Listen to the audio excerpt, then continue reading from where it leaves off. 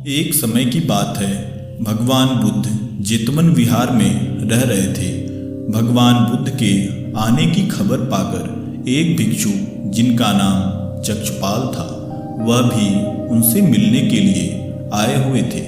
चक्षुपाल अपनी कुटी में रहते थे और वे अंधे थे। एक दिन कुछ भिक्षुओं ने उनकी कुटी के बाहर देखा तो वहां उन्हें कुछ मरे हुए कीड़े दिखाई दिए।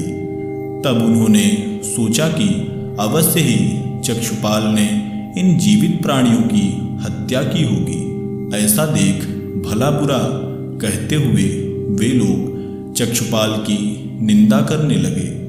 जब भगवान बुद्ध ने उन भिक्षुओं को ऐसा करते देखा तो उन्हें अपने पास बुलाया और कहा, तुम लोग इस प्रकार चक्षुपाल की निंदा कर रहे हो। क्या तुम में से किसी ने भी उन्हें कीड़े मारते हुए देखा है? इस पर उन्होंने उत्तर देते हुए कहा, नहीं।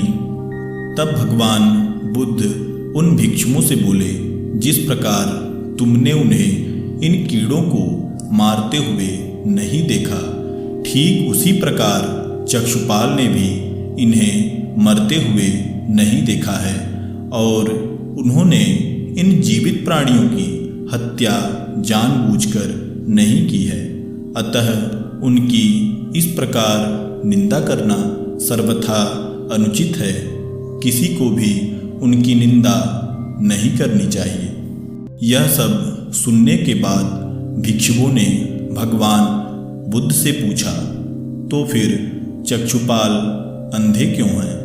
क्या उन्होंने इस जन्म में कोई पाप किया है या पिछले जन्म में उनसे कोई गलती हुई थी?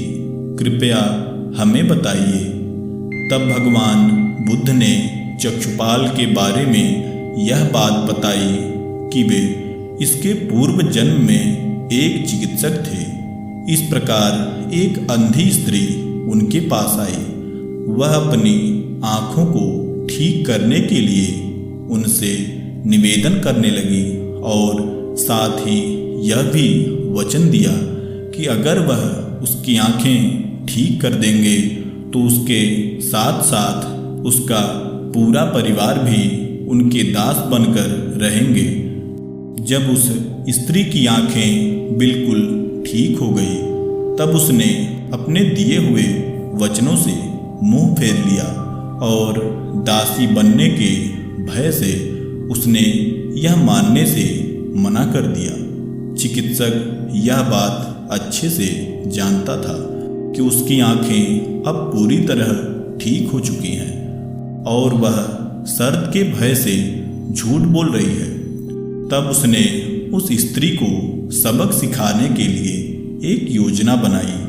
उसने उस स्त्री से बदला लेने का सोचा और इस बार चिकित्सक ने उसे दूसरी दवा दे दी और उस दवा का सेवन करते ही वह स्त्री एक बार फिर से अंधी हो गई।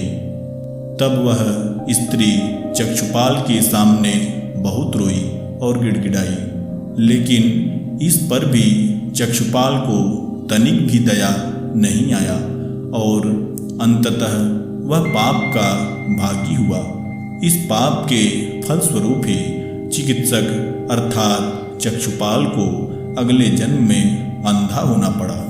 तो दोस्तों, अगर आपको हमारा यह वीडियो पसंद आया हो तो इसे एक लाइक और ऐसे ही जानकारी वाले वीडियोज के लिए चैनल को सब्सक्राइब कर लें। धन्यवाद।